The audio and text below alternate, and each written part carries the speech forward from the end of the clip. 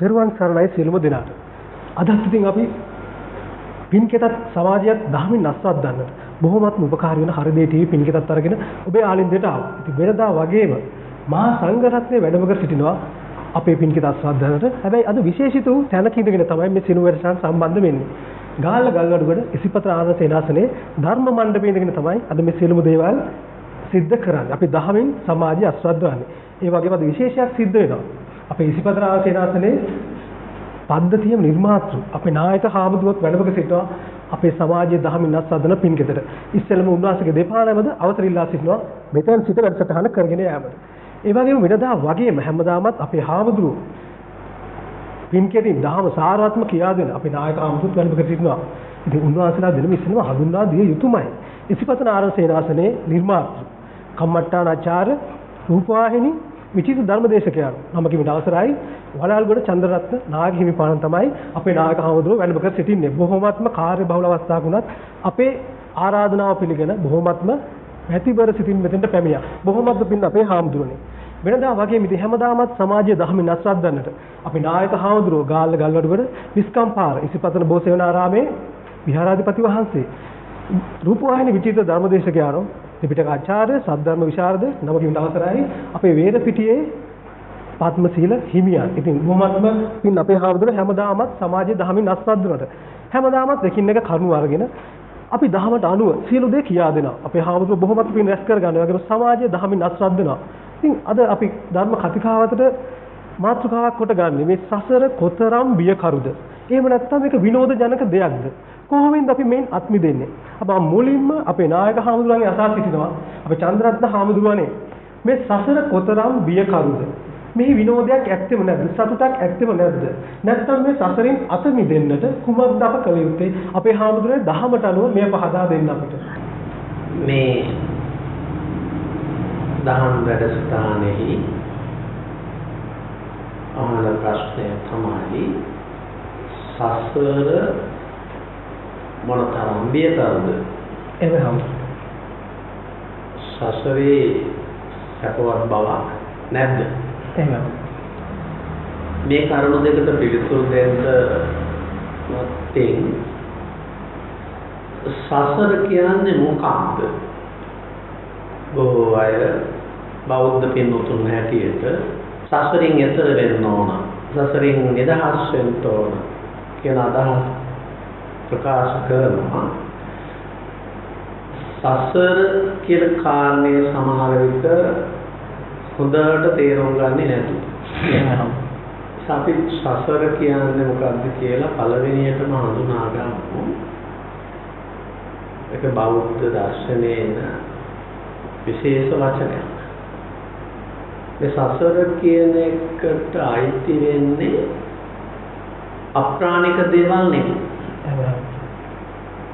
සසර කියන එකට අයිති වෙන්නේ සත්‍යය.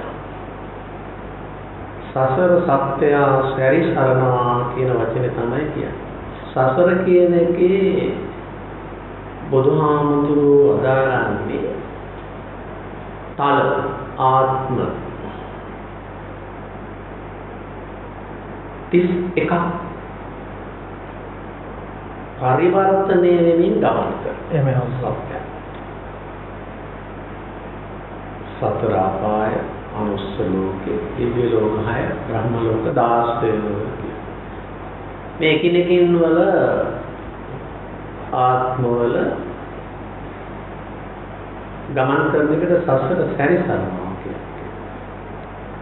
එක ආත්මයක් දිහා එදිකම් කරලා බැලුවොත් ඒකමයි ලබන ආත්මික උනත් මොන ආත්මයට පරිවර්තනය වුණත් එකම රටාවක්.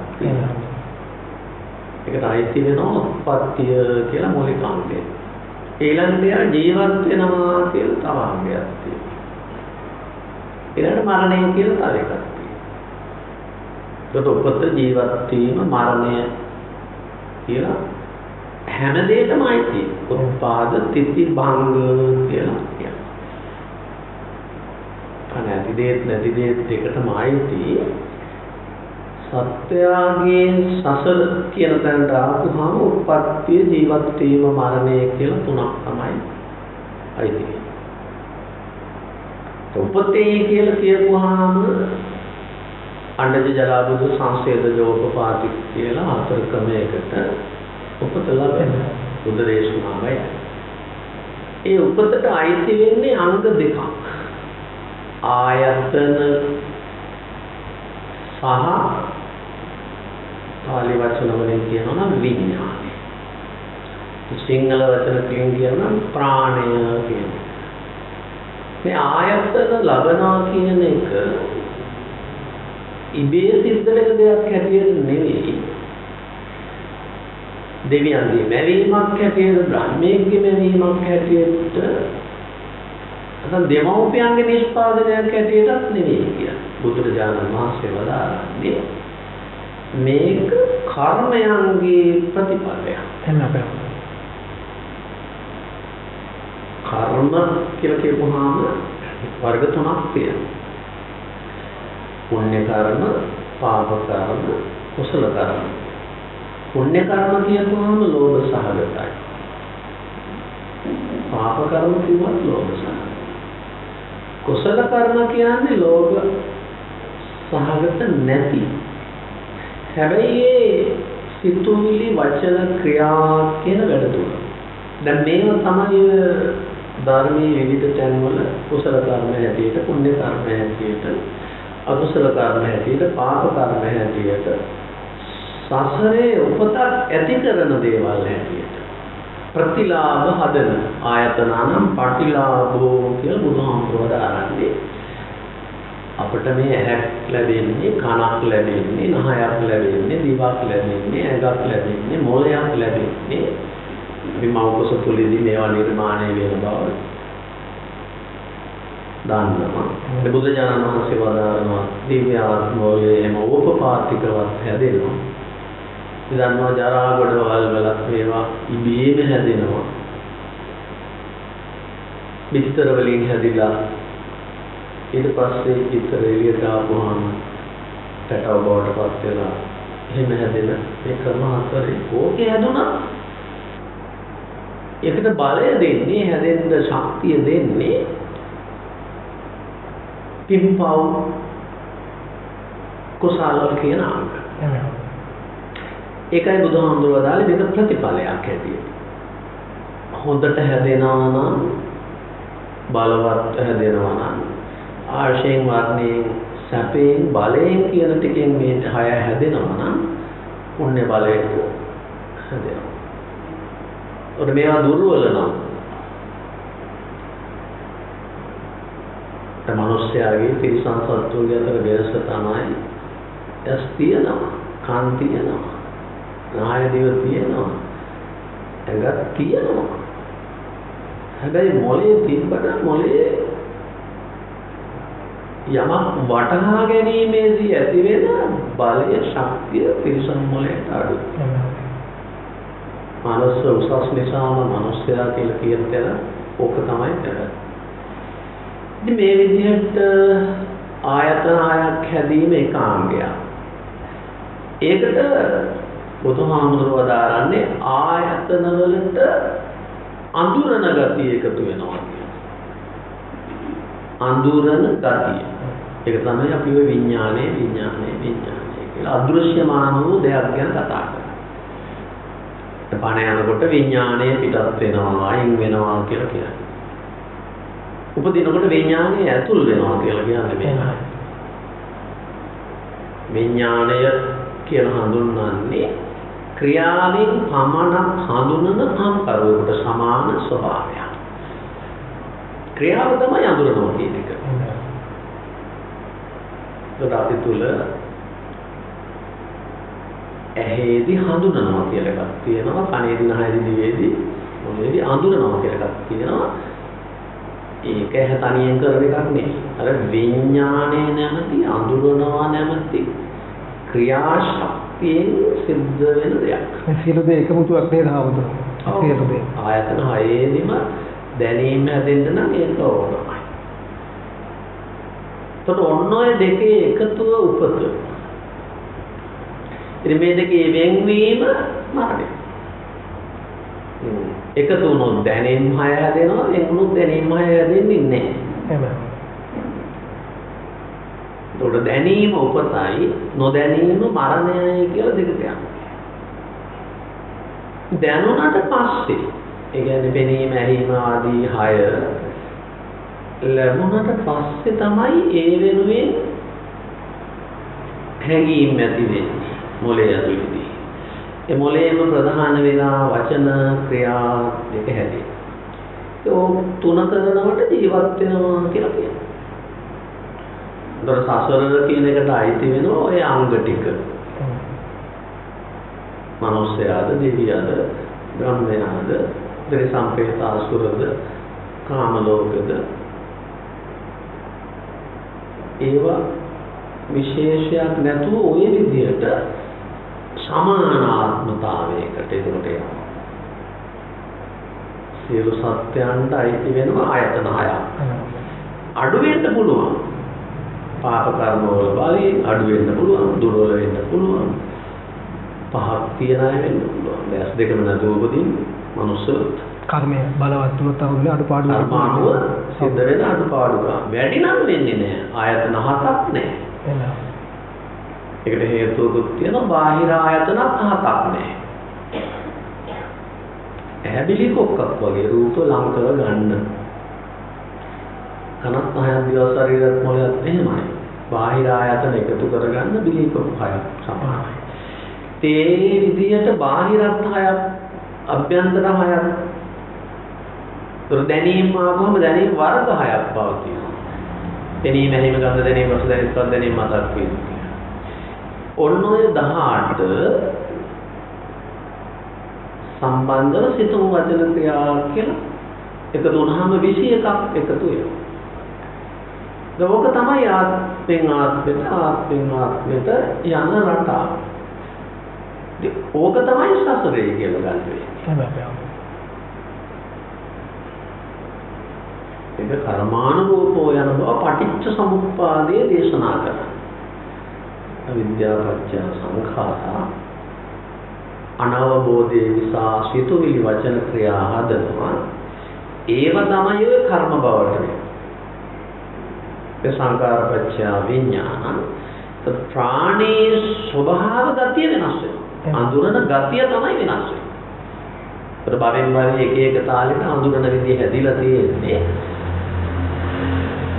කර්මානුරූප. සිතුම් වචන ක්‍රියාවල තියෙන ලෝභ, දේශ, මෝහ ආදී අකුසල ශක්තියන් අනුව ඒ නිර්මාණය වෙනස් වෙවි. මේ සංසාර සත්‍ය එක එක තාලෙට ඇලෙනවා. ඔන්න ඔකටයි සංසාරය කියන්නේ. ඉතින් මේකේ අහනවා සංසාරේ භයානකද? එහෙමයි. ඒ බුදුහාමුදුරුවෝ වදාළා මේක භයානකයි. බොහොමත් බියකරු සසරක් කියලා නේද? බොහොම බියකරුයි. මේ මනුස්සාත්මේ ඉඳලා බලනකොට මේක අපිට වැඩි තේරෙන්නේ නැහැ. එහෙනම් තිරසං ආත්මිකට යන්න බලන්න. සාමාන්‍යයෙන් බැලුවොත් අපි මනුස්සයන් හැටියට ලෙඩ රෝග හැදෙනවා. මේ කාලේ කොරෝනා රෝගය වගේ හිතාගන්න බෙහෙත් හොයනවා.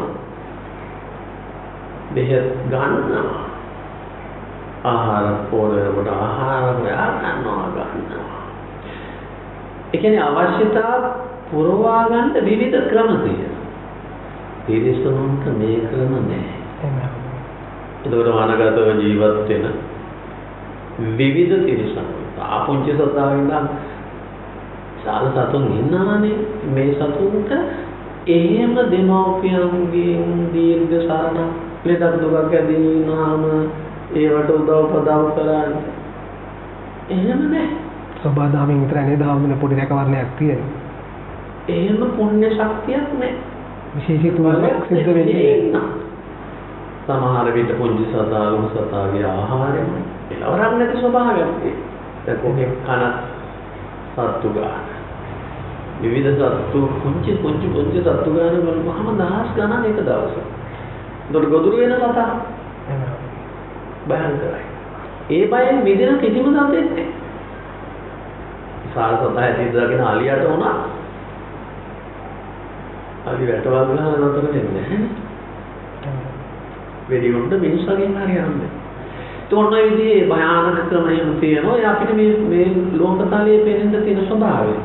බුදුහාමුදුරුවෝ අපාය ගැන කතා කරන්නේ ඊට වඩා හරි භයානක විදිහට. ජාතක කතාවල තියෙනවා අපායෙන් මිදිලා ඇවිල්ලා මනුස්ස ලෝකයේ ඉපදුනාට අපාය දේවල් එහෙම දන්නවනම් මෙහි කවදාවත් අපාය යන්න කරගන්න වෙද බිඳුවක්වත් කරගන්නේ නැහැ. අපායේ තියෙන ලෝභය ගින්දර අසාමාන්‍යයි කියන්නේ.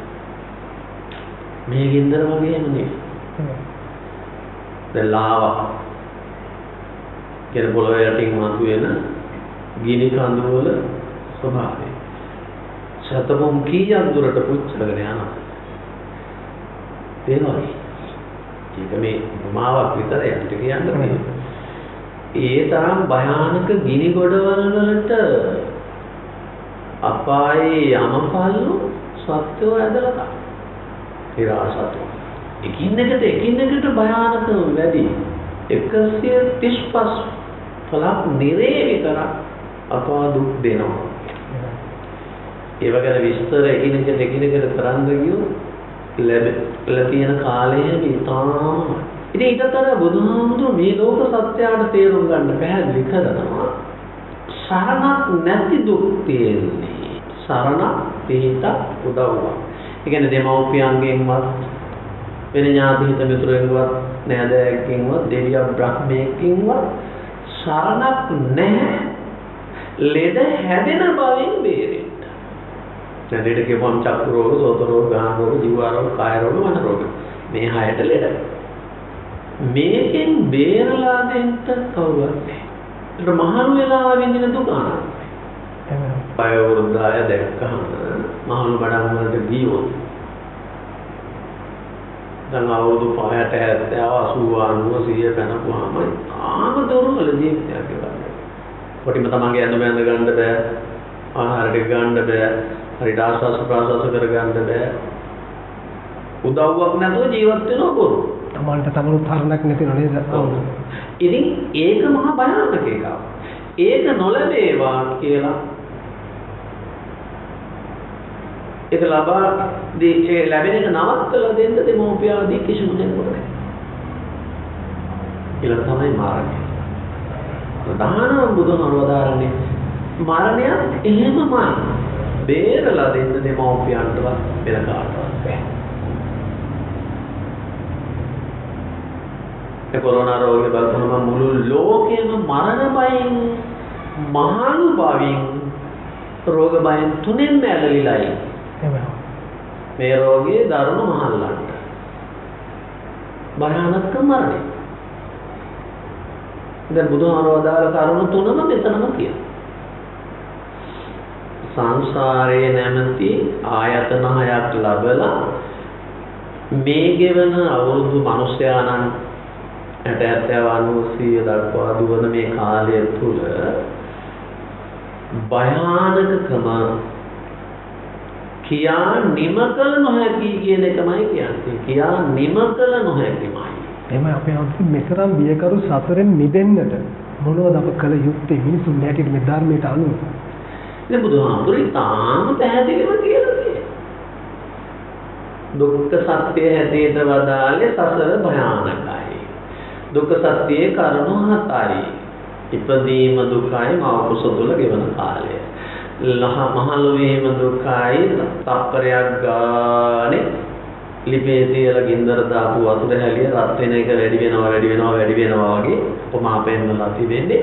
අඛණ්ඩ වර්ධනයක් වෙන්නේ මහලු බව, රෝගී බව. මරණයත් එහෙම තමයි. ওই මරණය අපි ඒකට මේ අන්තිමට වෙන එකක් කියලා අන්තිම නෙමෙයි ටික මෙරි පාවිච්චි කරන්න බැරි තැනටම යනකොට තමයි ඉතින් අපි ඔය වලලන්න ලෑස්ති කරන්නේ නැත්නම් උච්චණ්ඩ ලෑස්ති කරන්නේ. එතන මරණය දිගටම, මහලු බව දිගටම, ලෙඩ බව දිගටම. ඉතින් මවුසේ ඉන්නා තාක් 9 මාසෙම ඒ දුකමයි. ඊළඟට මේ ආයතන හරහාම අකමැති දේ ලැබීම, ආයතන වලටම කැමති වෙන දේවල් ඈත් වීම කියන කරුණු දෙක සහ බලාපොරොත්තු වුණත් උපතේ දුක නොවේවා, ලෙඩ දුක නොවේවා, මහලු දුක නොවේවා, මරණ දුක නොවේවා, අකමැති දේ ලැබීමෙන් ලැබෙන දුක, කැමති දේ ඇතිවීම දුක නොලැබේවා කියලා ප්‍රාර්ථනා කරලා බලාපොරොත්තු වුණත් ලැබීමම දුකයි කියලා හත් වෙනි එක ඇදෙන්න බුදුහාමුදුරුවෝ වදාළා. ඉතින් මෙන්න මේකෙන් මිදෙන්න වදාරන්නේ එකම ක්‍රමයයි. දුකට හේතුව නැති කරන්න කියන කාරණේ විතරයි. ඉතින් දුකට හේතුව බුදුහාමුදුරුවෝ වදාරන්නේ මේ දුක ලබා දෙන්නේ උපතමයි. උපතක් නැති කාටවත් අපි ඔය කතා කරපුව හතෙන් එකක්වත් නැහැ. දුක. ඒක පැහැදිලිවම දන්න. උපත යන ආයතන 6ක් 50ක් එකතු වීම, දැනීම හට ගැනීම, දැනීම හටගත්තේ නැත්නම් ඔය එකක්වත් නැහැ. ආයතන 6 හටගත්තේ නැත්නම් ඔය එකක්වත්. ඒතර උපත නිසාමයි මේ සියලු දුක්. දුකට හේතුව. ඒක එතනින් ඉවර නැහැ. උපතට තව හේතුවක් පෙන්වන්න පුළුවන්. ඒ තමයි මේ පින්පව් කියන කර්ම විශේෂයි. ගාථා තියෙනවා.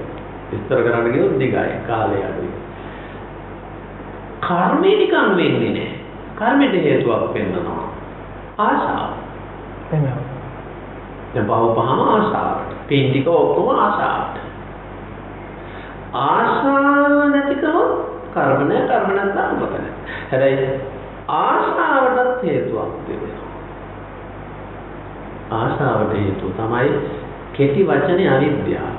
හැබැයි අවිද්‍යාව යනු කුමක්ද කියන එක තමයි පැහැදිලි කරගන්න කියන්නේ බුදුහාම. ඇත්ත ඇති සැටියෙන් නොදන්නා කරනවා. එතකොට බුදුහාමගේ ලෝක විදූ ගුණයම හෙළිදරව් කරන්නේ. ඒ අනුව මුළු ලෝකයේම සත්‍යයක් ඇත, වස්තුවක් ඇත. සත්‍ය සහ වස්තුව කියන දෙක සත්‍ය දරුවා කියන වචනේ දාලා සියලු සත්‍යයන් එකට ඇතුල් කරනවා. ඒ කියන්නේ අපි ගෙදර අම්මා දරුවෙක්, තාත්තා දරුවෙක්, මා දරුවෙක්, ඒකමයි අල්ලපු ගෙදර, ඊළඟ ගෙදර මොම ගමේ, නගරේ, රටේ, ලෝකේ මුළු විශ්වයේම මහා සාගරයේ දරුවෝ, ඒ කියන්නේ මදුරුවක් දරුවෙක්, මාළුවක් දරුවෙක්, අම්මා බිහි කරන්නේ දරුවෙක්, අපි මරන්නේ දරුවෙක්, කන්නේත් මරුවෙක් දරුවෙක් කියන දැනටම ලෝකෙ තියෙන දරුවෙක් විතරයි. ඉතින් මේක බුදුහාමුදුරුවෝ ගන්න එහෙම එකක් නෑ.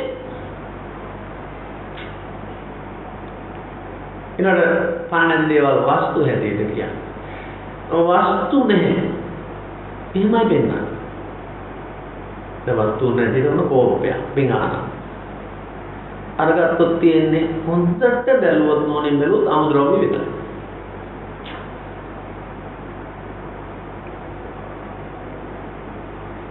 මැටි ගොඩක්. ගහක මුල මැල්ල බැලුවොත් පස්වතර ගෙන සුරංගතු නිර්මාණය වෙන්නේ නැහැ. එහෙමනම් ගහේ මුල් අමුද්‍රව්‍ය තමයි පස්වතර ගෙන සුරංග. හොඳට මුළු විශ්වයම දෙස බැලුවොත් පස්වතර ගෙන සුරංග වලින් තොර ඇඟක්වත් නැහැ. මොකද මේ ඇඟෙන් එක ආහාරයයි බුදුහාමුදුරුවෝමයි වදාරන්නේ. අපිත් හිතුවොත් හරි. ආහාර නැතුව කයක් නැහැ. ඒක නාමකින් සබ්බේ සත්තාරට. ආහාරයේ ගස් වැල් වලින්. ඒක ගස් වැල් වලින්. එහෙමනම් අපි ආහාරය ඇටිට ගන්නේ පස්වතර ගෙන සුරංගමයි. ඉතින් පස්වතර ගෙන සුරංග ලීයෙන් අදාපු තැන ලී නම්, යකඩෙන් අදාපු තැන යකඩ නම්, රත්තරන්ෙන් අදාපු තැන රත්තරන් නම්, මැට්ටෙන් අදාපු තැන මැට්ට නම්, නූලෙන් අදාපු තැන නූල් නම්, අමුද්‍රව්‍ය විතරයි ඕනම තැන. ඒක තමයි කියන්නේ ධාතු මාත්‍රකෝ, නිස්සත්තු, නිජීවෝ ශුඤ්ඤෝ කියලා බුදු දේශනාවක් තියෙනවා. ඒතකොට බුදුහාමුදුරුවෝ වදාරන්නේ ඔබ රැවටිලා ඉන්නේ. මේක ධර්මයක් නෙවෙයි, ධනයක්. පන්දමක් කරපොන් රවුමක් පෙවුනට රවුමක් නෑ. ඒක තේරෙන්නේ නැහැ නවත්තනවා. එහෙමයි. ආන්නේ බුදුහාම අවස්ථා තුනක් පෙන්නනවා. හැදෙන්න පෙර, නැති වුණාට පස්සේ. ඒ කියන්නේ මුලය නිර්මාණයට පෙර, නිර්මාණය පවතිනකොට නිර්මාණය නැති වුණා. අනිත්‍යයි කියලා ඔකට කෙටි වචනේ කියන්නේ. නොතිබී සකස් වුණා, නැත්තටම නැති වුණා. ඒක නැතුව නැතුව. උද අවස්ථා තුනයි බුදු දේශනාවේ පැහැදිලි කරලා ඔබ හඳුනා ගන්න. මෙන්න මේ අවස්ථා තුනේ ඔබ හඳුනන්නේ මායාව. හැදෙන්න පෙර ධාතු විතරයි. හැදුනට පස්සේ නිර්මාණය. ඒකට සංඥා දානවා. හැබැයි ඒ සංඥාව හිමි වෙනවා නැති වෙනවා. ප්‍රබුදුමාර වදාරනවා සංඥාව මිරිඟුවට සමානයි. එහෙම අපේ. ඉතින් අපේ නායක හමුදුර බොහොමත් කරුණු කාරණා කියලා දුන්න අද මාතෘකාවට. මුවාග සිනහව සිත තුල නැත්තම් වදනක මුදු බව හද ළඟ නැත්තම් අනුන්ගේ දියුණුව උහුලන් නැත්තම් නිවන් දකින්නට කොයින්ද වත්කම්. ඉතින් කාල වේලා බොහොමත් මහරස්න බොහොමත්ම ධර්ම කතිකාවත කියදෙන අකරුණු කාරණා බොහොමත්ම ගෙන දෙනවා දහමට අනුව. අපිට ඉතින් කාල වේලාව හරස් වෙනවා. අපිට මද විරාමයකට යන්න. අපි නැවතත් පින්කීපත් සමග සම්බන්ධ වෙනවා ඔබේ ආලින්දයට එන බලාපොරොත්තු වෙනවා.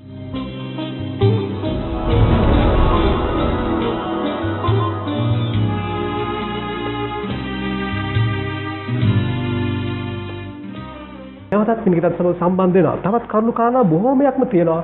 ගෙනහැර දක්වන්න අපේ පద్මශීල හිමියන් බොහොමත්ම ඕනෑකමින් ඉන්නවා දහමින් කරුණු කාරණා කියන අදත්. අපි උන්වහන්සේන් අසනවා. උපතත් මරණයත් කෙසේනම් සිදු වෙනවාද අපේ මේ ජීවිතයට අනුව. ඒ වගේම ප්‍රාර්ථනා කරොත් අපේ මේ උප්පත්තිය වෙනසක් කරගන්න පුළුවන් ද අපේ හාමුදුරනේ. යම් කෙනෙක් හිතනවා අපිට යමක් ප්‍රාර්ථනා කරොත් මේ කර්මයටත් එහා සමහර මේ මන්ද භක්තික ඉන්නවා. මට මේ දේ හිතුවොත් මට මේ සියල්ලම කරගන්න පුළුවන්. කුමක්ද හාමුදුරනේ සත්‍යතාවය ප්‍රාර්ථනාව අනුව අපිට මේ උප්පත්තිය වෙනස් කරගන්න පුළුවන්ද? ඒ වගේම මරණය වගේම උපත කොහොමද සිදු වෙන්නේ අපේ හාමුදුරනේ? අපේ නායක හාමුදුරුවෝ බොහොමත්ම කරුණු කාරණා කියලා දුන්නා. බොහොමත්ම පින්. ඒ වගේම අපි දැන් පద్මශීල හිමියන්ගේ ඊළඟ කරුණ ගැන විමසා සිටිනවා. වැඩමාඩ සිටින ගෞරවනීය ඉසිපතනාරාණ්‍ය සේනාසන පද්ධති නිර්මාතෘන් වහන්සේ වලාල්ගොඩ චන්දරත්න අපේ ගෞරවනීය නායක හාමුදුරන් වහන්සේගෙන් අවසරයි.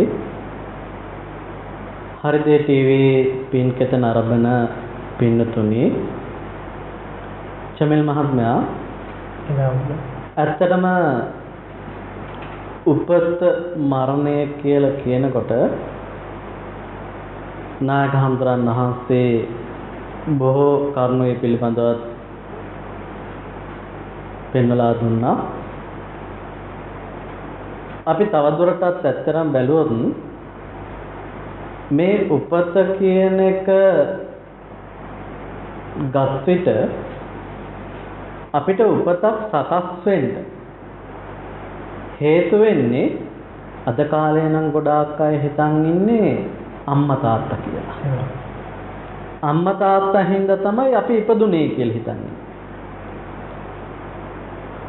හැබැයි ඒක නෙමෙයි ඇත්ත කතාව චමිල් මහත්තයා.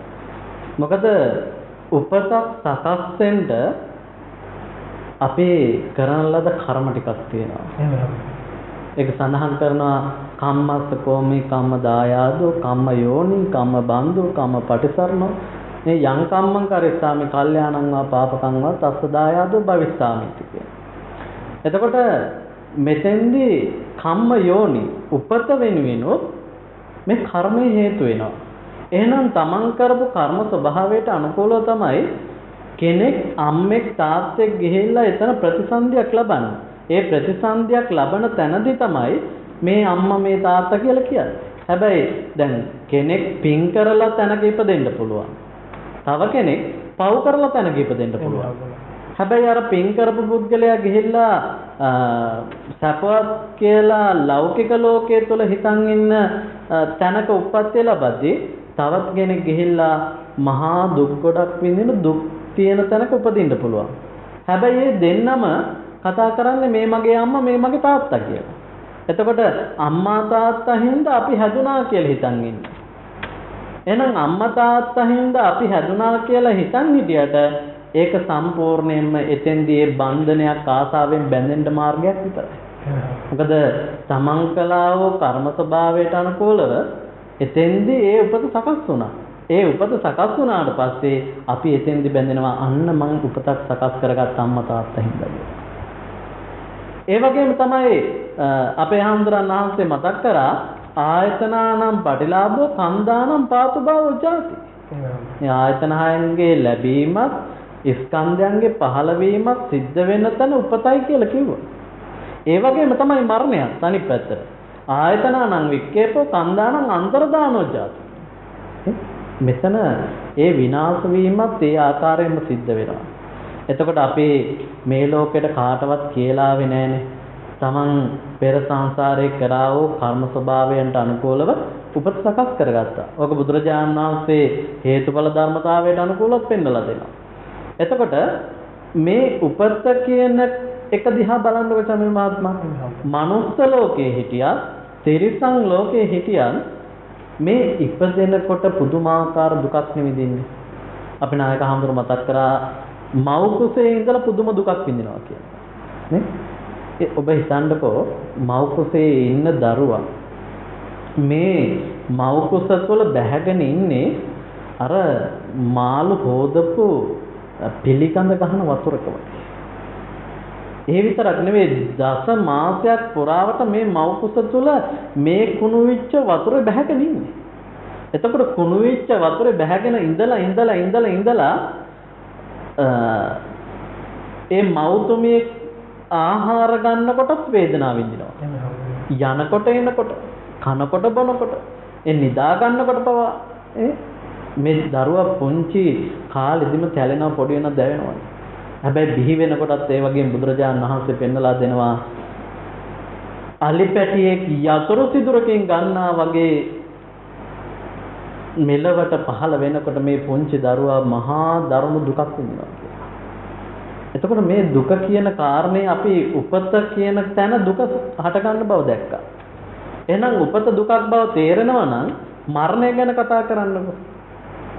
උප්පත්ත්‍ය සහේවේදම් මරණං ආගතං සදා මරණත්තාය ඕකාසං වදකෝ යේස. උපත සිද්ධ වෙච්ච තැන මරණය අනිවාර්යෙන් නියතව සිද්ධ වෙනවා. ඒක මටද ඔයාටද අපේ නායක හඳුරන්න වහන්සේටද මේ ඉන්න අයටද එහෙම නැත්නම් මේ ටීවී බලන හරිදේ ටීවී නාලිකාව බලන පින්නතුන්ට මේ ඕන කෙනෙකුට පොදු ධර්මතාවයක්. හැබැයි ඒක මිනිස්යාට විතරක් නෙවෙයි මේ ගහකොළ අපේ හාමුදුරුවෝ මතක් කරා වගේ මේ ගහකොළ ලෝකයේ මේ සියල්ලටම පොදු හැබැයි මේ මරණය කියනකොට චමිල් මහත්මයා අපිට කොයි ආකාරයෙන් කොතැනක වේවිද කියන කාරණයක් කියන්න බෑ. ඒ සියල්ලම අපේ කැමැත්තට සිදු වෙන්නේ නැහැ නේද හාමුදුරුවෝ? ඒක කවදාවත් සිද්ධ කරගන්න බැරි දෙයක් වෙනවා. ඒකට හේතුව තමයි අපි ප්‍රාර්ථනා කරාට මේ මරණය කවදාවත් අනේ අපි ගිහිල්ලා ඊළඟ ආත්මේ සුගතියේම ඉපදේවා කියලා හිතාගෙන ඉන්න තරමක් කරන්නේ පවුනම් නේ? ඉන්නකම් හොරමරකන්නම් කරන්නේ, ඉන්නකම් කොහකකන්නම් කරන්නේ, ඉන්නකම් ඊර්ෂ්‍යාව, වෛරය, ක්‍රෝධය, මාන්නය වපුරන කෙනෙක් නම් ඒ වපුරන බීජවලට සමානව නැවත ඒවට අස්වැන්න ලැබෙනවා තමයි. ඒක නවත්තන්නේ නැහැ. මොකද ඒක පෘථග්ජන භූමියේ ඉන්න අයට තේරෙන්නේ නැහැ. දැන් කෙනෙක් ඇවිල්ලා සිල් සමාදන් වෙලා බණ ටිකක් අහනවා. ඒ බණ ටික අහනකොට අනේ ස්වාමීන් වහන්සේලා බණ කියන ෂෝක් කනේ හොඳයි කියලා ඒ ටික අහලා ගිහිල්ලා ගෙදර ගියපුවාම ආපහු නටන්නේ අර කාම ලෝකේ තියෙන රංගනයනේ. එතකොට ඒ කාම ලෝකයේ නගන රංගනය තුල ආපහු කොච්චර බණ ඇහුවත් ඒ පුද්ගලයා හිතන්නේ ගිහිල්ලා අර කාම ලෝකයට අනුකූලව. කතා කරන්නේ කාම ලෝකයට අනුකූල, ක්‍රියා කරන්නේ කාම ලෝකයට අනුකූල. එතකොට ඒ හිතන්න කතා කරන්න ක්‍රියා කරන්න යන අවස්ථාවේදී ඒ පුද්ගලයා සකස් කරනවා නම් සකස් කරගන්න කාය කර්ම, වචී කර්ම, මනෝ කර්ම කියන දේවල්. නැත්තම් කාය සංකාර, වචී සංකාර, මනෝ සංකාර කියන මේ සංකාර ධර්මයන් සකස් කරගන්නේ අකුසල පැත්තට. නේ? ඔබ වරෙන් කිව්වත්, ඔබ ඵලයන් කිව්වත් මම දැන් එන ගමන් ඉන්නේ මේ එන්ට ලෑස්ති වෙවි කියනවා නම් ඒකත් බොරුවක් කියන කාරණේ අපි මිනිස්සු හිතන්නේ. ඒ වගේම තමයි අල්ලපු ගෙදර වලියක් යනවා නම් ඔළුව දාලා බලන්න දඟලන්නේ. ඇයි? ඒක තමයි මේ රාගය තුළ කැමැති පැත්ත. කැමැති පැතිකඩ. එතකොට ඒ කැමැති පැතිකඩකට අනුකූලව කටයුතු කරන මිනිස්සයා ආසාව මුදුන්පත් කරගෙන ලෝභය, ද්වේෂය, මෝහය කියන අකුසල චේතනාවන් පහළ කරගෙන මරණයටපත් වුණොත් ඒකාන්තයෙන් ඒ පුද්ගලයාගේ මරණය සිද්ධ වෙන්නේ මරණය වීම තුළින් නැවත උපතක් සකස් වෙනවා නම් සකස් වෙන්න වෙන්නේ එක්කෝ නිරේ, එක්කෝ තිරිසන් ලෝකේ, එක්කෝ ප්‍රේත ලෝකේ, එක්කෝ අසුර ලෝකේ. එතකොට කල්පනා කරන්න මේ වගේ තැනක උපතක් සකස් වෙන්න තමන් කළා වූ කර්ම ස්වභාවයක් ඒ වගේම අවසානයේදී සකස් වෙන චේතනාවත් බලපානවා. බුදුරජාණන් වහන්සේ ඒකයි මේ පෘථග්ජන භූමියේ ඉන්න පුද්ගලයෙක් මහා භයානක සංසාරයේ ඇවිද යනවා කියන එක දකින්නේ පෘථග්ජන භූමියේ ඉන්න පුද්ගලයා උපමා කරන බුදුරජාණන් වහන්සේ වතුර පිරවපු වීදුරුවකට උපමා කරන බුදුරජාණන් වහන්සේ පෘථග්ජන භූමියේ ඉන්න. හැබැයි යෝගාවචරයන් ධර්මයේ හැසිරෙන අය ඒ වගේම සෝතාපට්ටි සකදාගාමි අනාගාමි අරිහත් කියන මාර්ගඵල වලට එළඹුණු පුද්ගලයා ගංගාවක් වගේ කියලා කියනවා. දැන් මේක උපමාව මොකද්ද කියලා කිව්වොත් මේ බුදුරජාණන් වහන්සේ පෙන්නලා දෙනවා එක සමාන ලුණු කැට දෙකක් අරගෙන එකක් දාන ඔය වතුර පුරවපු වීදුරුවට අනික දානවා ගඟට. දැන් අර වතුර පුරවපු වීදුරුවට මේ ලුණු කැටේ දිය වුණාට පස්සේ ඒක ලවණ රසයෙන් යුක්තයි. ඒක බොන්න බෑ. හැබැයි ගඟට දාපු ලුණු කැටේ ගඟට දැනුණාද? දැනෙන්නේ නැහැ. ආන් ඒ වගේ කියනවා පෘථග්ජන භූමියේ ඉඳගෙන අකුසල කර්ම කරන පුද්ගලයා අකුසල කර්මයක් කරොත් ඒකේ විපාක අර වතුරේ තියෙන ලවණ ගතිය වගේ කියලා. ඒ තරම් භයානක කර්ම වලට විපාක විඳින්න වෙනවා. හැබැයි බැරි වෙලාවත් මේ සංසාරයෙන් එතර වෙන්න ඕනි කියලා පෙන්වලා දුන්න මේ මාර්ගයේ වඩමින් මේ මාර්ගයේ යන කෙනෙක් ඉන්නවා නම් භික්ෂුන් වහන්සේ නමක් හෝ වේවා උපාසක උපාසිකාවක් හෝ වේවා කවුරුන් හෝ වේවා මේ මාර්ගයේ ආර්ය මාර්ගයේ ගමන් කරන පුද්ගලෙක් ඉන්නවා නම් අර ගඟට දාපු ලුණු කැටේ වගේ වතුරට දැනුන්නේ නැහැ වගේ ඒ කර්මයෙන් බරපතල විපාක විඳින්න තියෙනවා නම් ඒකෙන් ගැලවෙන්න පුළුවන් කියලා. දැන් මේ බුදුරජාණන් වහන්සේ උපමා පෙන්නලා දුන්නේ මේ පෘථග්ජන භූමියෙන් එහාට ගිය ලෝකෝත්තර මාර්ග දර්ශනය දකින්න පුද්ගලයා කොච්චර ශ්‍රේෂ්ඨද කියලා පෙන්නනවා. හැබැයි මේ ශ්‍රේෂ්ඨත්වය දැක අපේ මිනිසුන් මෝග පුරුෂයන් කියවොත් නිවැරදිනේ. දැක කොහෙටද යන්නේ? ආපහු යන්නේ අර ගිනි ගොඩට පලෙන්ට. ගිනි ගොඩ ඇවිලෙනකොට ඒ ගිනි ගොඩට පෙට්‍රල් ටිකක් දැම්මා වගේනේ. ඒ වගේ මහා භයානක තැනට ගිහිල්ලා ඒ පුද්ගලයා උපත මරණය කියන එක භවයෙන් භවය අරගෙන යනවා. නේ? මොකද ඒකට හේතුව ඔබ හිතන්න චමිල් මහත්තයා අචිරවතී නදියේ තියෙන වැලි කැට කනට වඩා මේ ලෝකේ බුදුවරු පහළ වෙලා තියෙනවා කියලා බුදුරජාණන් වහන්සේ දේශනා කරනවා නම් අපි මෙච්චර කාලයක් මේ සංසාරේ ඇවිල්ලා තියෙන්නේ එක බුදුවරයෙක්වත් අපිට මුණ ගැහෙන්නේ නැතුවනේ. සමහර විට මෙච්චර කාලයක් මේ සංසාරේ ඇවිල්ලා තියෙන එකනේ. හැබැයි මෙතනින් එහාට මේ ගෞතම බුද්ධ ශාසනයේදී මේ ධර්ම අවබෝධ කරගෙන මේ උපත මරණය කියන එක නතර කරන්න ගන්න කටයුතු කරේ නැත්නම් මීට එහා මහා භයානක ගමනක යන්න වෙයි. කල්ප කාලාන්තරයක් සතර අපායේ වැටි දුක් විඳ අනන්ත අපරිමාර ගමනක යන්න වේවි. ඒ යන ගමන නතර කරන්න තියෙන එකම මාර්ගය තමයි මේ බුදුරජාණන් වහන්සේ අපිට පෙන්වලා දුන්නේ. එහෙනම් උපත කියන එක අපිට ප්‍රාර්ථනා කරලා ගන්න පුළුවන් දෙයක් නෙවෙයි. ඒ කර්මානුරූපීව හේතුඵල ධර්මතාවයට අනුකූලව හේතුන් පටිච්ච සම්භූතා හේතු බංගා නිරුච්චති. හේතුන් නිසා හටගත්ත දෙය හේතුන් නිසාම නැති වෙන තැනදී ඒක නැති වෙලා යනවා, නිරුද්ධ වෙලා යනවා. එහෙනම් මේ මරණය උපත මරණය සිද්ධ වෙන කාලේ ලෞකික ලෝකයේදී නම් කියනවා සාමාන්‍ය මෙච්චර කාලයක් ජීවත් වෙලා මැරුණා කියලා. හැබැයි ඒ ඉන්න කාලය තුල අපි කරන ස්වභාවයන් දිහා චුට්ටක් බැලුවොත් ඇත්තටම අඬන්න ඕනි. අකුසලයන් සිද්ධ කරගෙන මේ සංසාරේ භයානක තැනට මාර්ගය හදා ගන්නයි. ඉතින් අපි හඳු මේ සිළු දේවල් අසන වෙලාව නැවතත් අහනවා. සමහරව හිතන් ඉන්න මොන දේ කරත් ප්‍රාර්ථනාවට අනුව අපිට හොඳ තැනටම යන්න පුළුවන් කියලා. මොකද්ද මතයක් වෙන අපේ හඳු මොකද්ද ඒ ගැන දහමට අනුව පහදා දෙන්න තියෙන්නේ? මහත්තයාට මම එක දෙයක් කියන්නම්. මෙතන පරිප්පු ඈන්ජනයක් හදන්න අවශ්‍ය කුළුබඩු ටික ගෙනත් තියෙනවා. නැත්තම් මොට්ටියක් ගෙනල්ලා පරිප්පු ටික ගාලා ඔකට වතුර දාලා හොඳට හොදලා ඉවරලා වතුර දාලා ඊට පස්සේ අවශ්‍ය තුන පහ මිරිස් තේරම දාලා ලිපපත්තු කරලා ලිප පැත්තක තියෙද්දි පරිප්පු එක පැත්තක මුට්ටිය තියෙද්දි ඕක දිහා බලාගෙන කියනවා පරිප්පු එක ඉදේවා ඉදේවා ඉදේවා. ඉදේද? එහෙම වෙන්න බෑ නේද? ජීවිතේට ඉදෙන්නේ නැහැ. ඇයි? ඒක ඉදෙන්න අවශ්‍ය වැඩ කටයුතු ටික කරේ නැහැ. එහෙනම් ඒක ඉදෙන්න අවශ්‍ය වැඩ ටික කටයුතු කරේ නැහැ කියන්නේ ආන් ඔය වගේ තමයි චමිල් මහත්තයා නිවන ප්‍රාර්ථනා කරගෙන සුගතිය ප්‍රාර්ථනා කරගෙන කෙනෙක් හිටියට කවදාවත් ඒ හිතුව පමණින් ඒ ගමන යන්න හම්බෙන්නේ නැහැ. එතෙන්ද අපි කළ යුතු වැඩ ටිකක් තියෙනවා නම් ඒ අදාළ වැඩ ටික කරන්න වෙනවා. එහෙමයි මේ ගමනෙන් නිදහස් වෙන්න. එහෙම නැත්නම් තමන් බලාපොරොත්තු වෙනවා නම් යම් තැනකට යන්න අපේ නම් බුදුරජාණන් වහන්සේ පෙන්නලා දෙන්නේ මේ ලෝකයේ සියලු දේ අනිත්‍යයි කියන කාරණේ පෙන්නලා දෙන තැනදී මෙතනින් නිදහස් වෙන්න කටයුතු කරන්නේ. එහෙනම් ඒ තැනට යන්න උනත් අපි හිතාගෙන හිටිය කවදාවත් වෙන්නේ නැහැ. යන්න තියෙන මාර්ගය අපි එලි පෙහෙලි කරගෙන යාවිත් මාවත යන්න වෙනවා. ඉතින් අපේ හාමුදුරුවෝ බොහොමත්ම කරුණු කාරණා කියා දුන්නා. තවත් සුළු වෙලාවක් තිබුණා අපේ නායක හාමුදුරුවන්ගෙන් තවත් කරුණු ගොඩාක්ම දැනගන්න තියෙනවා අපිට බොහොමත්ම දහමට අනුව හොඳම කරුණු ටික. ඉතින් නායක හාමුදුරුවෝ වැඩි බොහොමත්ම කාර්යබහුල වෙලාවක. නමුත් සියල්ලම දැනගන්නට ඕන. මේ ආයතන 6 සම්බන්ධව මිනිසුන් කොයි වෙලාවෙත් යන්නේ හැමෝනේ අකුසලයේ රැස් කරගන්නමයි.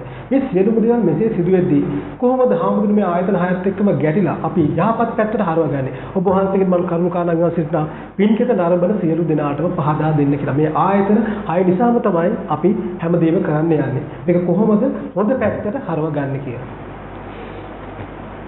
ඒ ප්‍රශ්නයට දෙපැත්තක් තියෙනවා බටු. එහෙම හම්බුනේ. ආයතන 6 නිසා අකුසල් සිද්ධ කරගන්නවා. මේ ආයතන 6ෙන් කුසල් සිද්ධ කරගන්න පුළුවන්. මේ නිසාම නැති වෙන අපි. ඒ නිසාම යහපත් වෙන්නයි අපිට ඕන හම්බුනේ. ලිඳට බහින්නේ කටේ. වැටුණා වුණත් කටේ. ගොඩ වෙන්න ඕනත් කටේ. කටේ. අනේ වගේ තමයි බුදුහාමුදුරුවෝ මේ ආයතන 6 පෙන්වන්නේ.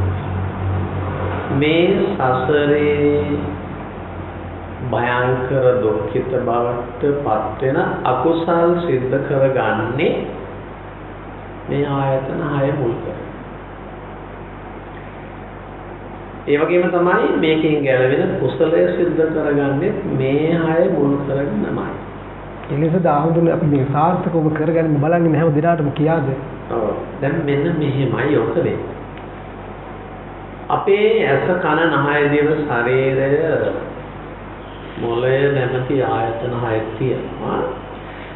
මේ වගේ දැනීම් 6 හැදෙනවා. පෙනීම, ඇහිීම, ගඳ දැනීම, රස දැනීම, ස්පර්ශ දැනීම, මතක් කිරීම කියලා එකක් හැදෙනවා. හැදෙනකොට අපි දන්නවා පළවෙනියටම සිද්ධ වෙන දෙයක් තියෙනවා. දකින්න දෙයක් නැත්නම් එක්කෝ කැමති නැත්නම් අකමැති කියලා දෙකෙන් එකක් හැදෙනවා. එහෙමනම්. ඒකට තනියෙන්ම තේරුම් ගන්න හිතන්න කල්පනා කරන ටීවී දර්ශනයකට යොමු වෙන නිසා මුළු ලෝකේ බොහෝ අය මේ දේ හිතයි ඔබ පුජ්‍යලිකව දකි. තමන්ගේ ඇහැට පේන දෙයට එයා කෙනෙක් වෙන්න පුළුවන් දෙයක් වෙන්න පුළුවන්. පණ ඇති නැති දෙක. ඉරහඳ හෝ වෙන්න පුළුවන්. දේව රූපයක් බුද්ධ රූපයක් වෙන්න පුළුවන්. අම්මා තාත්තා වෙන්න පුළුවන්. කැමැති හෝ අකමැති දෙක තමයි ඇති. එහෙමනම්. ශබ්ද ඇහෙන කොටත් වෙන්නේ කැමැති අකමැති. ගඳ දැනෙන කොටත් වෙන්නේ මුල්ම දේ කැමැති අකමැති.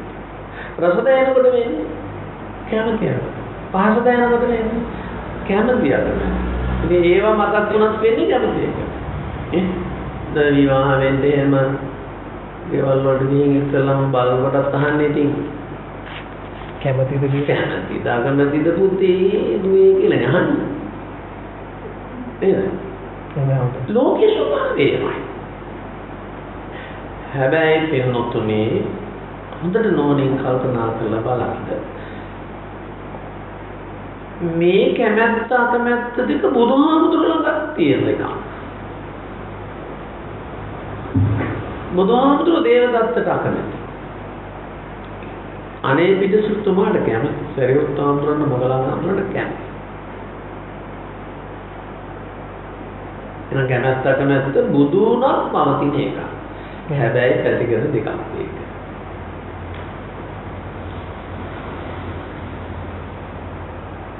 ලෝකයා කැමති වෙන්නේ වර්ණයට, ගන්ධයට, රසයට, ඕජාවට, ශක්තිය ආදියට. හැබැයි බුදුහාමුදුරුවෝ කැමති වෙන්නේ ඒකට නෙමෙයි. බුදුහාමුදුරුවෝ කැමති වෙන්නේ ගති ගුණ වලට. දේවදත්තගේ ගති ගුණ හොදලා තියෙන තමයි යන්නේ. නැත්නම් දේවදත්තගේ රූපෙටවත් ගන්ධයටවත් ආදියට හිම නෙමෙයි. කැමති වෙන්නේ සරියොත් මොගලන් ආදී අනේ දෘෂ්ටිමාර්ගය සිල්වන්ත ගුණවන්ත ආදී යහපත් ගති. ලෝකයා ගැන කතා කරන්නේ මේ බුදුහාමුදුරුවෝ ගැන නෙමෙයි දැන් මෙතෙන්ට එන්නේ. එහෙමයි. අකුසල් කරගන්නේ බුදුහාමුදුරුවෝ නෙමෙයි. නේ? එහෙමයි. අකුසලයට හරව ගන්න දෙයක් බුදුහාමුදුරුවෝ නැහැ, හැරිලා ඉවරයි. ලෝකයාට වෙන්නේ කැමැත්ත ආශාවට පෙරලෙනවා. අකමැත්ත තරහට පෙරලෙනවා. මේක බුදුහාමුදුරුවන්ට නැහැ. රහතන් වහන්සේලාට නැහැ. අනාගාමී උත්තමයන් වහන්සේලාට නැහැ. ඊට මෙහායටත් තියෙන්න පුළුවන්. ඒ කියන්නේ සෝවාන්ට සකදාගාමීට තියෙන්න පුළුවන්. එතකොට කැමැත්ත අකමැත්ත ඔන්න වෙනස් වෙලා ඊළඟට ආයතන 6ෙදිම මොකද වෙන්නේ? ආශාව හෝ තරහ කියන දෙකටපත්. එතනින් අතර වෙන්නේ මේක තමන්මයි හිතන්න ඕනේ. තමන්ට වෙන දේවල් එක්කයි මෙතකින් ඕන ආයතන 6. මොකද බුදුහාමුදුරුවෝ වදාරන්නේ බුදුදහම නැත්නම් සත්‍ය වැටහෙන්නේ තමා තුලින්. අනුන්ගෙන් අඳුරන දේවල් නෙවෙයි මෙවුවා කියලාමයි කියන්නේ.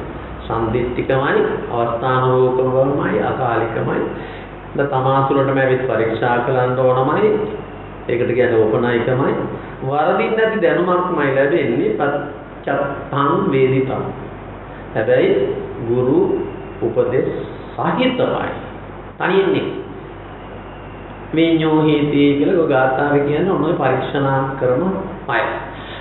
ඉතින් ඔන්න කැමැත්ත අකමැත්ත ආශාවට තරහට පෙරලෙනවා.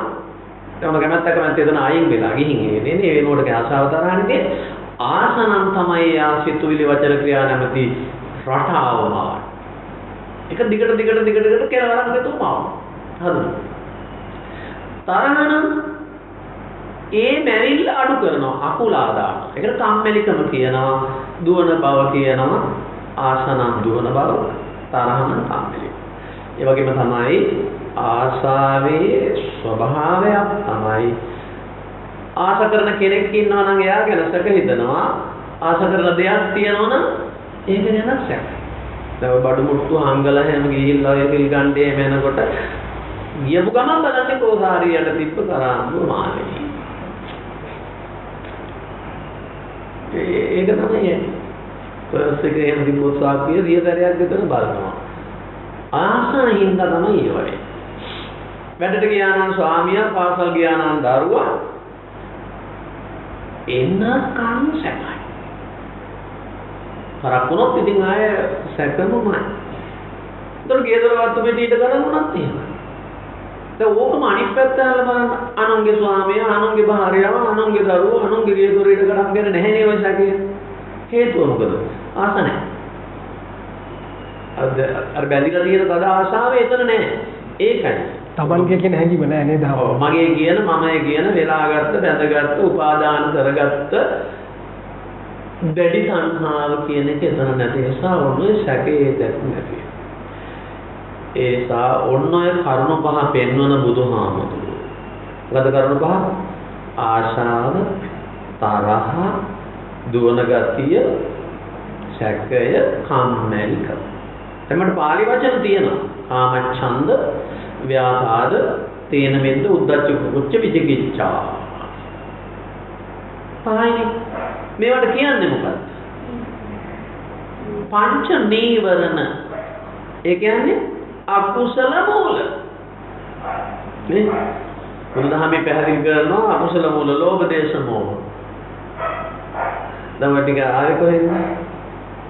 මෝඩකම හින්දා ලෝභ දේශ ඇති වුණා. බුදුරජාණන් වහන්සේ දෙන්නේ නැත්තේ ඇයි? දකින්න කිසිම දෙයක් ගැන මෝඩ නැහැ. නිවැරදි සියල්ල දන්නවා. ඇහෙන ශබ්ද ගැන, ගන්ධ ගැන, රස ගැන, ස්පර්ශ ගැන, සිතුම් ගැන මෝඩ නැහැ. ඇත්ත ඇති සැටියෙන්ම දන්නාහි මෝඩකම නැහැ කියන්නේ ඒකද? එතන ලෝභ දේශ හටගන්නේ. ඒකට අකුසල ශක්තිය නැහැ. තමන් වරදට බැඳෙන, වරදේ හිර වෙන, වරදේ එරෙන, ඒකම නැත්නම් සීල් කඩන, පව් කරන, පුනර්භවයක් බලාපොරොත්තු වෙන, පින් කරන්න ඕන කියන හැඟීම පවා හිමි වෙනවා. හොඳ වැඩ කරනවා, ඒක දන් දෙනවා, දේවාදී කරනවා, පුනර්භවයකටයි මම මේවා සකසන්නේ කියන හැඟීම නැහැ. ලබන ආත්මෙට හැකලන්න 6 දිවස් ශරීරයක් හොඳ දැනකට යන්න ඕන කියන හැඟීමෙන් එහෙම නැහැ. අපිට හම්බෙන හැම ගිහියන් කියන්නේ හොඳ දැනකට යන්න මොනවා හරි කරගන්න තමයි පන්සලට එන්නේ මේ නාකි වුණා දැන් අනිත්තට කොල්ල හරියන්නේ නැහැ හාමුදුරනේ කියන කියවන තියෙනවා. මටත් හැට පැනලා තියෙන්නේ. මම විවිධාකාර වැඩ කරනවා. කොටිම් කරන මේ දවස්වල උග්ගල්බට අඩි 150 අධික පිළිම වහන්සනවා. නෙලනවා. හැබැයි ඔය බලාපොරොත්තු මන් ළඟ නැහැ. ඒ කියන්නේ කාමච්ඡන්දයෙන් නේ. සසුන බබල වීමට අවශ්‍ය අංගෝපාංග නිර්මාණය කිරීම කියන තැන ඉඳලා කරනවා මිසක් ලෝභ නැහැ. මෝඩකමට හදනවත් නෙමෙයි. ඒව වෙන්න ඕන දේවල් හින්දා කරනවා. ඕනෝක තමයි බුදුරජාණන් වහන්සේ ආයතන 6 හරහා අකුසල් සිද්ධ වෙන්න මූලම ස්වභාවය. එහෙනම් මුළු ලෝකයාම පෘථග්ජනයි කියලා කියනවා බුදුහාම. ඒතර කවුද මේ අකුසල් කරන්නේ? පෘථග්ජන ආයතන වලට මුලා වෙච්ච, හිර වෙච්ච, රැවටිච්ච විඥානය දැහැගත්ත සත්‍යය නැමැති ස්වභාව ධර්මයි. ඉතින් ඔන්න ඔය අකුසල් සිද්ධ වීම නතර කරගන්න බුදුහාමුදුරුවෝ පෙන්වපු දහම් කරුණු නාම රූප ධර්ම, හේතුඵල ධර්ම, පංචස්කන්ධ ඥාන දර්ශනය, කොටිම කියනවා නම් කය ගැන, සිත ගැන දැනගන්න තියෙන මූලික දැනීම් රටාව. ඒවා ඉතින් අපි දින 4ක භාවනා වැඩසටහන් වලින් මේ මුළු ලංකාව පුරාම දැන් මම 18 අවුරුද්දක් කරනවා. මෙතන වැඩ සිටින අප ස්වාමීන් වහන්සේ මෙහෙ කරනවා. ඒ සූර්යරත්න හාමුදුරුවෝ ලංකාව පුරා විතර නේ ඇමරිකාව, ඕස්ට්‍රේලියාව වගේ ආදී රටවල් වල ගිහිල්ලත් ওই දින 4 වැඩසටහනක් කරලා දෙනවා. පෙන්වන්නේ ඕකමයි. මොකද්ද? බුදුහාමුදුරුවෝ පදාරනවා සියල්ල යනු ආයතන 12. ආයතන කියලා කියන්නේ මැරිච්ච කෙනෙකුට අයිති එකක් එහෙම නෙමෙයි ඈ. ක්‍රියාත්මක ආයතන 6ක් සහිතයි. ඒ කියන්නේ දැනීම් තියෙන්න ඕන. එහෙමයි බුදුහාමුදුරුවෝ පෙන්නන. දැනීම් සහිත නම් මේ මලමිනිය කියලා බුදුහාමුදුරුවෝ පෙන්නනවා. ඥානත්තකේ කලේබරේ සංඤිතේ ලෝකාන්ත පඤ්ඤපේ. බුදුහාමුදුරුවෝ පෙන්නන මේ මුළු ලෝකයේ සියල්ල මෙන්න මේ ආයතන 6 තුල පෙන්නන හැබැයි එතන පණ තියෙන්න ඕන. කියන්නේ දැනෙන ගතිය තියෙන්න. ඒකට විශ්වයේ තියෙන්නේ එහෙනම් දෙකයි. පණ තියෙන බව සහ පණ නැති බව. මේ කයට කතා කරන්නේ පණ නැති දැන් කොහොමද මනමිනියක් කියලා බුදුහාමුදුරුවෝ. ඒක ඇත්ත. ඒක තමයි ඇත්ත. මේක පූතිකාය කියලා කියන්නේ මනමිනියක්. ඉතින් ඒවා නොතේරුම් කරවෙච්ච හැම තැනකම කාමච්ඡන්දය හටගන්නවා. එතකොට අකුසලයේ නැමැති ලෝභ, දේශ එකතු වෙච්ච, මෝඩකම එකතු වෙච්චාම ඔය පව් පහෙන් පටන් ගත්ත නෙවෙයි නොතේරුණාම පැවිදි වෙලත් ඒ කියන්නේ 10 කෝටියක් සංවර ශීලයේ බව නැති කරගන්න. ඒකට නම් මේ අකුසලයේ කරගන්නේ නොතේරෙනකම මිසක් ගිහි පැවිදි ભેදයකින් තොරයි. එහෙමයි කියන්නේ. එහෙනම් කුසලයට යන්න පුළුවන් පැවිද්දන්ට විතරක් නෙවෙයි ගිහි පැවිදි දෙගොල්ලටමයි. අපි දන්නවා බුද්ධ ශාසනයේ භික්ෂු භික්ෂුණී උපාසක උපාසිකා කියන සිව්වනක් පිරිසම සෝවාන් සකදාගාමී අනාගාමී අරහත් නැමැති මඟඵල 4ම නෙලාගත්තයි. ශාසන ඉතිහාසය එහෙමයි. ඉතින් අද බැරි නැති බවත් ඔයනෝ නැති තමා තුළින්ම දන්න. ඒසා ආයතන 6මයි අකුසල් හදන්නේ. අකුසල් නැතුව කුසල් කරලා ආයතන 6 දැනීම් 6මයි නුවණින් දකින්න ඕන. දැනීම් 6මයි වෙන මොකුත් නැහැ. එතකොට තමයි සිතුම් වචන ක්‍රියා පිරිසිදු කියන තැනට ඇවිල්ලා බුදුන් වදාළ නිවන් මඟ නිර්මාණය සිද්ධ වෙන්නේ කියන එකයි මට පැහැදිලි කරන්න තියෙන්නේ. ඉතින් අපේ ආමතුරු බොහොමත්ම කරුණු කාරණා කියලා දුනා දහමට අනුව කොහොමද මේ සියල්ල සිද්ධ වෙන්නේ? ඊටමත්ම කෙටින්ම පద్මශීල හිමියන්ගෙන් අහනවා එකම එක කරුණක් විනාඩියකින් දෙහින් මට පහදා දෙන්න. මෙතන මිනිස්සු අකුසල් කරන්නේ මේ සියුම් කෙලෙස් ධර්ම නිසාද? ඔව් චමිල් මහත්මයා, ඇත්තටම සියුම් කෙලෙස් ධර්මයන් අපේ මිනිසුන් ළඟ බොහෝ සෙයින් තියෙනවා නැත්te නැහැ. බුදුරජාණන් වහන්සේ පෙන්නලා දෙනවා කෙලෙස් ධර්ම 1500ක් පිළිබඳව. ඒ අතරින් අපේ සියුම් කෙලෙස් ධර්ම විදියට පෙන්නලා දෙනවා සංයුත්ත නිකායේ අනුසය සූත්‍ර දේශනාවේ කරුණු 7ක් වශයෙන් පෙන්නලා දෙනවා. මම කෙටියෙන් සිහිපත් කිරීමක් කරන්නම්. කාම රාගානුසය, පටිඝානුසය, දිඨානුසය, ඊට පස්සේ අවිජ්ජානුසය, මානානුසය, භවරාග අනුසය වශයෙන් මේ අනුසය ධර්මයන් දිහා අපි බලනකොට සම්මි මහත්මයා ඇත්තටම ඒ අනුසය ධර්මයන් විදිහට හෝ වැඩෙන්නේ අපේ හැමදෙර මතක් කළ පරිදි මේ බලවත් ආශාව තමන් ළඟ ඒක රාශි වෙලා තියෙනකොට මේ ආයතන 6 මුල් කරගෙන මේ ආයතන 6ට අපි දෙනවනම් ආහාර මේ විඥාණය මගින් ආහාර දෙනවනම් තව අපි පෙනිච්ච දේ අඳුරගන්න, ඇහෙන දේ අඳුරගන්න, රස දැනෙන දේවල් අඳුරගන්න, ඒ ස්වභාවයන් එකතු වෙනකොට ඒ හැම තැනකදීම අපි තුල ආසාව බලවත් වෙන්නයි මාර්ගය හැදෙන්නේ. එතකොට මේ මාර්ගය තුල අපි දන්නේම නැතුව සියුම් කෙලෙස් පවා වැඩෙනවා. ඒකනේ දැන් තව කෙනෙක් හිතන්න පුළුවන් කෙනෙකුට මෛත්‍රී නිසා, කරුණාව නිසා තව කෙනෙක්ට උදව් උපකාර කරන්න පුළුවන්. හැබැයි මේ කරුණාව තව ටික දවසක් යනකොට භූමිකම්පා වෙන්න පුළුවන්. ඒකට හේතුව තමයි අර කරුණාව දක්වපු එක්කෙනා තුළ අවසානයේ නතර වෙන්නේ රාගය. සමහර විට දේශේ, සමහර විට මරාගෙන මැරෙන තැනටපත් වෙලා. ඒ වගේ අද කාලේ ඕන තරම් සිද්ධි දකින්න තිබෙනවා. සමහර විට තමන් ආදරය කරන කෙනා මරණයටපත් කරලා දානවා තමන්ට ලං කරගන්න බැරි වෙච්ච නිසා. එතකොට මේ සම්මුති ලෝකයේ තුල බලනකොට අපිට ඒ හැම පැත්තකින්ම බලන්න තියෙන මේ දකින්න තියෙනවා මේ කෙලෙස් ධර්ම ටිකෙන් ටික ක්‍රමයෙන් වැඩිලා ගිහිල්ලා ඒක මහා දරුණු බලවත් විපාක වෙන තැනට පවා සිද්ධ වෙනවා. ඒක නිසා අපි හිතන්න ඕනේ කාරණයක් තමයි මේ අනුසය ධර්මයන් පවා අපේ ප්‍රහාණය කරන්න පුළුවන් එකම මාර්ගය තමයි බුදුරජාණන් වහන්සේ දෙන්නලා දුන්න මේ චතුරාර්ය සත්‍ය ධර්මය අවබෝධ කරගන්න කටයුතු කරන එක. ඒ තැනට කටයුතු කරගන්න මොහොතක් හෝ තමන් නැවතිලා යන මාර්ගේ නවත්තලා මේ සතර ගමනෙන් අත මිදෙන්න කටයුතු කරනවා නම් ඒක තමන් ලැබපු සංසාරේ ජයග්‍රහණය වේ. ඒ තැනට සිත සකස් කරගෙන උතුම් වූ නිර්වාණ සාන්තිය ළඟා කරගන්නට මේ පින්වත් පිරිසට මේ උතුම් කුසල ශක්තිය දහම් අවබෝධය කරා ගමන් කරන්න තව තවත් ධර්මයේ ශ්‍රවණය කරලා උතුම් ධර්ම අවබෝධය ළඟා කරගන්නට මේ සියලු කුසල ශක්තියන් හේතු වෙන්න කියන ප්‍රාර්ථනය මේ මුලින්ම මතක් කරනවා.